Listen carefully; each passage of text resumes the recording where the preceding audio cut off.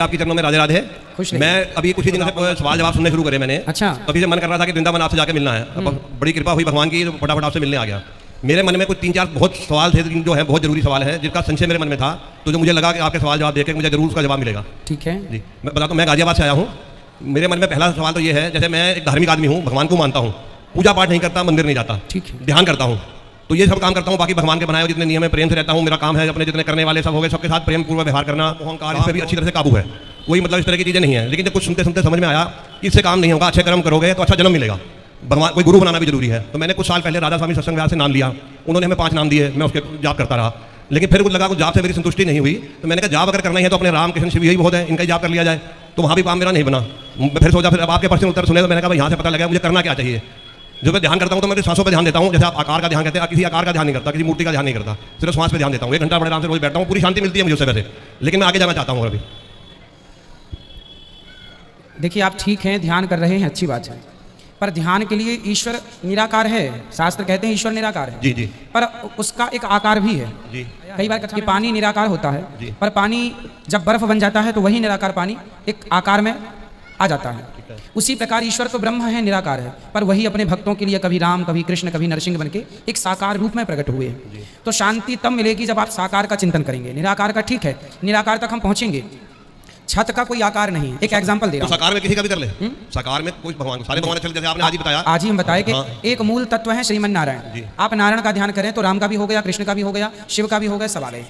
और आपका कोई विशेष है तो आप राम का, कृष्ण का, जो छवि आपको अच्छी लगे। नहीं, विशेष तो मिला नहीं, विशेष तो कृष्ण जी लगते हैं वैसे। हाँ, तो कृष्ण जी की छवि, कृष्ण जी का ध्यान करते हैं, टीवी वाले कृष्ण जी मिल जाते हैं। कोई बात नहीं। आपके घर में गोपाल जी हैं? नहीं।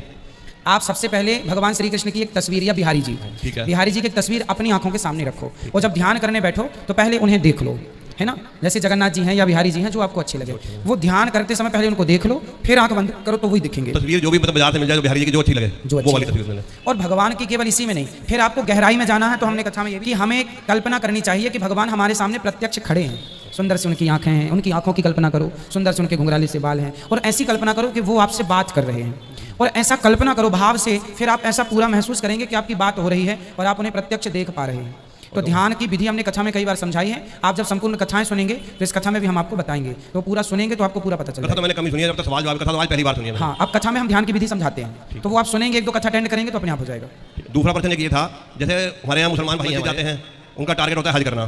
सरदार लोग हैं, गुरुद्वारे जाते हैं। हमारे हिंदू धर्म में थोड़ी सी परेशानी ये है, जैसे मैं अपनी परेशानी बताऊँ, आप गुरु हैं, इसके अलावा जैसे मैं ओशो सुनता हूँ, बुद्ध सुनता हूँ, ब्रह्म कुमारियाँ हैं, राधा स्वामी हैं, निरंकारी, ये तो वो हैं जो मैंने सुने हुए हैं। इसके अलावा भी बहुत गुरु हैं। तो सभी आप लोग गुरु मिल गए, हमें बता दो कहाँ जाना है, उसी रास्ते पर चलते सारे हम। देखो वही रास्ता बताते हैं जो वेद और पुराण बताते हैं। उनके भी देखो फॉलोअर तो बहुत है, बहुत ज़्यादा है। वो भी फॉलोअर बहुत होने से काम नहीं बनेगा। वो जो बात करते हैं वो वेदों की करते हैं, यानी ये मायने नहीं, वेदों की नहीं करते। तो जो वेद के विपरीत है वो नास्तिक, जो वेद और पुराणों को नहीं मानता उसी को नास्तिक कहा जाता है। जैसे आप नास्तिक, यदि वेद पुराणों को ना मानने वालों से जुड़ेंगे तो वो आपको नास्तिकता की ओर ले जाएंगे। वो लोग कहते हैं मूर्ति पूजा की क्या जरूरत है, वो भगवान तो है ही नहीं, वो अपनी पूजा कराते हैं, अपनी फोटो दे देंगे। आप सोचो कि वो अपने को भगवान साबित कर रहे हैं और भगवान को कह रहे हैं कि भगवान नहीं। अब कौन है ये लोग? ये समाज में वही लोग हैं जो काम रावण करता था कि मेरी पूजा करो, जो काम हिरण्यकश्यप करता था मेरी पूजा करो, जो काम कंस करता था मेरी पूजा करो, जो अपनी पूजा करा रहे हैं। इसलिए अपनी पूजा नहीं, मैं कभी भगवान नहीं हो सकता, इस धरती का कोई गुरु कभी भगवान नहीं हो सकता। भगवान यदि सब हो जाते तो भगवान बहुत सारे हो जाते। ईश्वर तो एक है ना, एको ब्रह्म द्वितीयो नास्ति। जब एक ईश्वर है तो कोई दूसरा उसकी जगह कैसे ले सकता है? इसलिए एक मूल तत्व है भगवान नारायण, वही राम है, वही कृष्ण है, वही शिव है। इनमें कोई भेद नहीं। आज की कथा में हमने बहुत स्पष्ट किया। अच्छा बताया। हाँ। नारायण की वही लेके, अपनी नारायण जी की लेके। नारायण नहीं, नारायण नहीं बोलो, नारायण, नारायण, नारायण नहीं, नारायण, नारायण, हाँ नारायण, श्रीमन नारायण। ये तो मैं पाठ चलते फिरते हट बस यही मूल मंत्र है। अजामिल के मुख से क्या निकला था? इनके अजामिल के मुंह से क्या निकला था? यही नाम निकला था, नारायण। मैं चलते फिरते घूमते फिरते जपता तो पूरा बिल्कुल बिल्कुल यही मंत्र है। आप राम राम जप रहे हैं, कृष्ण कृष्ण ओम नमः शिवाय या श्रीमन नारायण, यही वो मंत्र हैं जिनसे भवसागर से पार आप जा सकते हैं। कई गुरु ऐसे होते हैं कि वो अपने से मंत्र बना के आपको देते हैं। अपने से मंत्र बना के दिया। तो अपने से मंत्र कैसे? हम जो मंत्र जपते हैं ना, हम अष्टाक्षर मंत्र जपते हैं। 4 वेदों में, 18 पुराणों में वो मंत्र है जो हम जपते हैं। ये वही मंत्र है जो लक्ष्मी जी भगवान के चरण दबाते दबाते जपती हैं। हमारा मंत्र उनको उनके गुरु जी ने दिया, वही मंत्र उनके उनके उनके उनके करते करते ये मूल मंत्र लक्ष्मी जी से आया है। तो ये सिद्ध मंत्र है, इसे श्री संप्रदाय कहते हैं। इसलिए संप्रदायों से जुड़ना चाहिए। और एक पहचान बता दूं, जिन गुरुओं के माथे पर तिलक नहीं है वो गुरु नहीं है। पहचान बता रहा हूं मैं आपको। जिनके माथे पर तिलक नहीं है वो।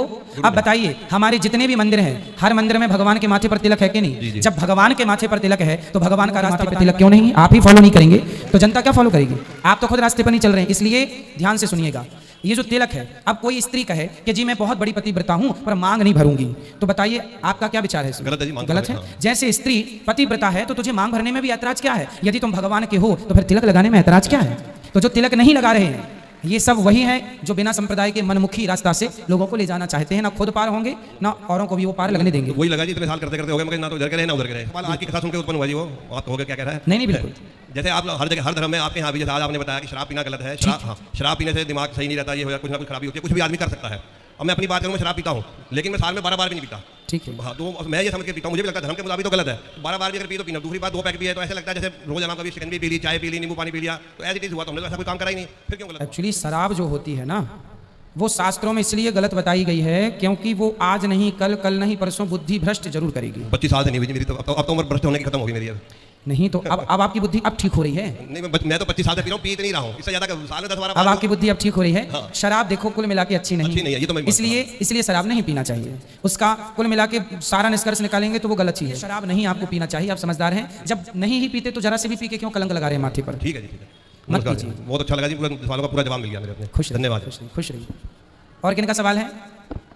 राधे राधे गुरुजी, जय श्रीमन नारायण। जय श्रीमन्नारायण। गुरुजी, हमें ये पूछना था कि हमारी सासू माँ जी हैं तो आपकी बहुत बड़ी भक्त हैं, तो वो आपसे गुरु दीक्षा लेना चाहती हैं लेकिन वो आने में असमर्थ हैं, तो हम क्या करें? जय श्रीमन नारायण का जाप करती हैं। हाँ, तो उनसे बोलना जय श्रीमन्नारायण का, श्रीमन्नारायण का जाप करती रहें। जब बिहारी जी चाहेंगे तो हो जाएगा। गुरु दीक्षा अब वो असमर्थ हैं तो मेरी फोन से बात करा फोन दीजिए। से बात करा। ओ, जय श्रीमन नारायण जी, जय श्रीमन्नारायण। जय श्रीमन्नारायण। तो मेरे बेटे का अभी सिलेक्शन 3 बार नहीं हो पाया है, प्रयास काफ़ी कर रहा है वो, किसमें? नीट की परीक्षा दे रहा है वो। अच्छा। हाँ, तो अपन जनरल कैटेगरी से हैं, तो उसका बेचारे का कभी 100 नंबर कम रह जा रहा है और कभी 50 नंबर कम रह जा रहा है। सिलेक्शन 600 पर 600 नंबर पर होता है। तो उनसे बोलिए कि थोड़ी और मेहनत करें, थोड़ा और जहाँ कमी है उसे पूरी करें। फ्रस्ट्रेट तो नहीं हुआ है, बस उसमें यही हम लोग भी ये प्रयास करते हैं कि वो आगे रहे कि किसी तरह से उसको ये ना लगे कि कहाँ मैं लाए हो बच्चे को? आया नहीं है सर वो। चलिए वो- अगली बार मेरे पास ले आइएगा, समझाएंगे। और बच्चों लग जाए अच्छा है, नौकरी लग जाए अच्छा है, नंबर आ जाए अच्छा है, पर नहीं आए तो दुखी नहीं होना। क्यों नहीं होना?